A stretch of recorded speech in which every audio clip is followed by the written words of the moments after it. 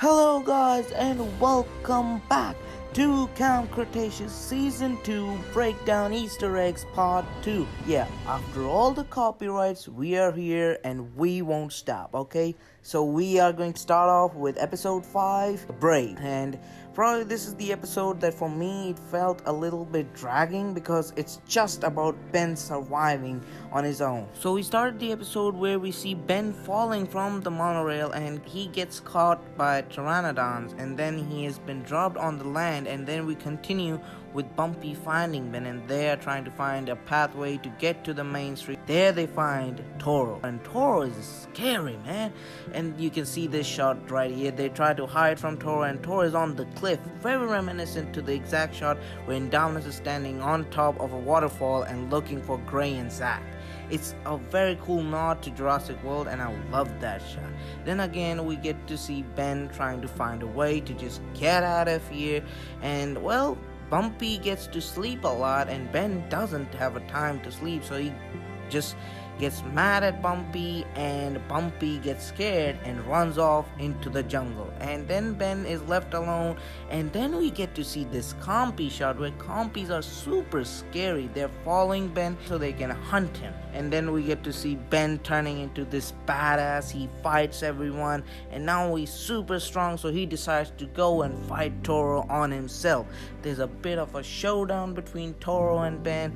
Ben gives Toro scars on his other side, so now he has 3 other scars on the other side of his face. And then Bumpy joins the fight and helps Ben, and now Bumpy is grown up and he fights Toro, and it's super cool. And you can see how Toro is being pushed back towards the cliff, and it's very reminiscent to the movie Dinosaur, where Carnotaurus is the main villain and he's being pushed off towards the cliff from these dinosaurs. And it's like a cool nod to that movie because you know how both the Carnotaurus are evil. Toro himself is an evil, and so when it gets pushed onto the cliff, Toro falls on his back and probably breaks bones, and probably he has broken his left horn. And so it kind of makes sense for Toro being the Carnotaurus that we see in Fallen Kingdom during the end. So that wraps up episode 5, and now let's move on to episode 6, Misguided.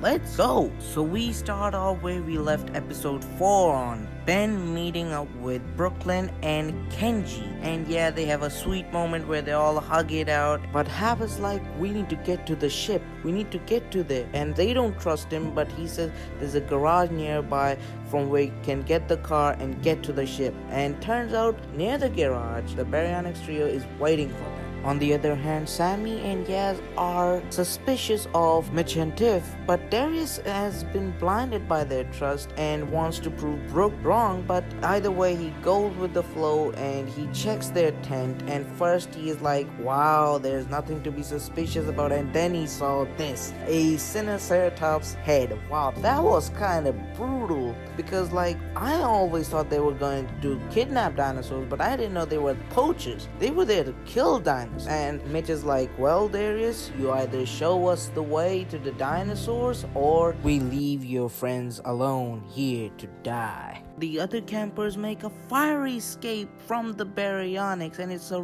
really cinematic shot where we see Brooklyn and Kenji riding on a bike through the flames, and Ben using sanitizer while jumping through flames. But the Baryonyx doesn't stop their chase.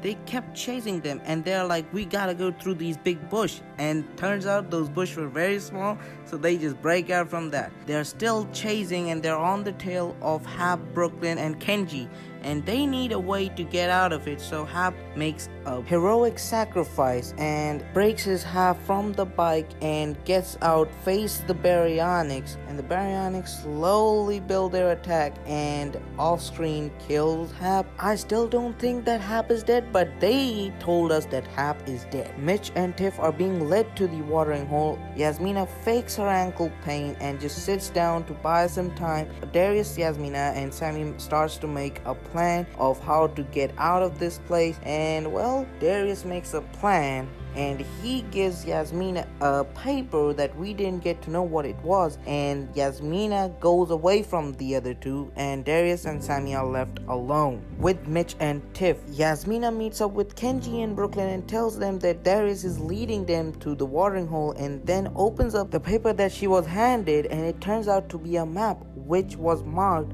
with a place, and that turned out to be the main street. And they're like, why would they lead them to the main street? And turns out they were leading them to Rexy, and we get this awesome shot of Rexy's silhouette, and it's really cool. And that's how we end episode 6. Yeah, this episode was really cool. It was really fun to watch how they brought the pace back up and made the show downright creepy. And now let's move on to episode 7, step 1. So we start off with the 3 campers, Yasmina, Brooklyn, and Kenji, and Yasmina gets to find that Ben is alive, so she gives her a big hug, and it's a really warm moment. It's really cool to see them getting along, and she's like, you're back, and it's really fun to see their chemistry, and I really like that. Then they're like, we need to get to them, so Brooklyn finds a way to go under the tunnels, and so they do, but they find a huge door blocking their pathway, and so they try Bumpy that would try to break the door but couldn't manage to break it. Darius and Sammy managed to lead Mitch and Tiff to the main street where it's Rexy's domain. Mitch and Tiff are mad at Darius that he led them to Main Street rather than leading them to the watering hole. Darius and Sammy steals their gun and hides under the table. On the other hand, the other 4 campers find a freezing corridor through which they find a room that is the backup power starter. It's a room that no one knows about, but they don't emphasize on that too much, and they get started on bringing the power back on. And so they do. With the power getting back on, we get a shot of Blue's paddock, and Blue walking by it just looks at it and remembers all of its friends just now gone, and now she's alone, and it's really sad to see that. But right after that, Kenji notices this green button flickering, and so he just presses it continuously, which fluctuates the power and then fuses it, and we get to see the shot of this huge container that was being powered by that green button. And then as the power was back on, Mitch and Tiff's tracker device is also back on, and now they know where the watering hole is, so they don't need any help from Darius. But Darius notices the stomp noises, and out comes Rexy. Ooh, the silhouette shot bringing her scary factor in. I love it. And she was out there, she was roaring, and it was scary. Mitch was being yanked around, and that was kind of really cool. And you can also see as the taser starts, you can see Rexy's eye getting really sharp.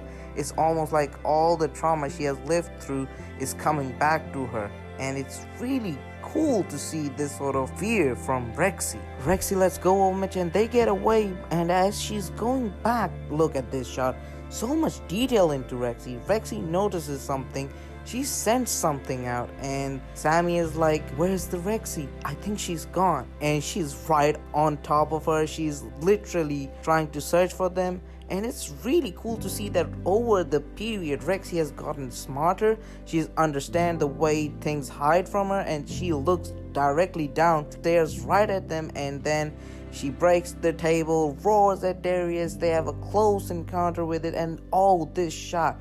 The shot from the jaws of Rexy, it's like she's about to chomp on Darius and Sammy, but then all of a sudden the light starts flickering around the visitor center, and it confuses Rexy's vision. She roars, and it's like ongoing trend when the kids fight back. Oh, they fight back, and they're jumping in joy, and they're like, we did it. They put out a hologram of Rexy herself. It's a really cool nod of how there was the concept of Indominus fighting an animatronic of T-Rex. Darius and Sammy find a speaker through which the other campers are talking to them, and they're trying to tell them that Mitch and Tiff are going to the watering hole, but the other campers can't understand that, and Darius exactly knows what he has to do. And on that cliffhanger, we end episode 7. Ooh, we are at the final episode 8, the Chaos Theory. And well, let's get into it, shall we? In the first shot, we get to see Rexy having a roar off with its hologram Rexy, and then it starts to understand that she is roaring at a fake hologram, and she leaves. Darius tries to explain to the other campers that he has to go on his own because it's all his fault, and the other campers can go to the ship and just get out of this place. But they are like, you don't understand it, Darius. You are a part of us, and we will take those two down together. Ben comes up with a plan that let's feed those two to the mosasaur because they aren't getting a lot of use out of it. It's a little bit of a fan service how we wanted to see mosasaur in this season. But anyway, we get to see Mitch and Tiff walking through the forest trying to get to the watering hole, and their voice makes Grim awake. And well, I did not expect this, but Grim goes after Tiff and Tiff shoots Grim, and Grim's dead, literally dead. And it's sad how Chaos and Limbo approaches Grim, and it's like Grim is dead, and now they're furious and they go on the path of where Mitch and Tiff have went. After that, we get to see even after he planned, Darius decides to go on his own because he thinks all this is on him. So he still goes on his own to save the dinosaur. Brooklyn finds a gyrosphere in which she goes to save Darius. Mitch and Tiff finally reaches the watering hole, and Mitch starts to aim his gun and aims at Blue, and it's almost like, oh, he's about to shoot her, and then Darius comes up to save the day, and they're like, are you stupid? Do you want to die? Brooklyn comes up to save Darius, and she's like, we are a team.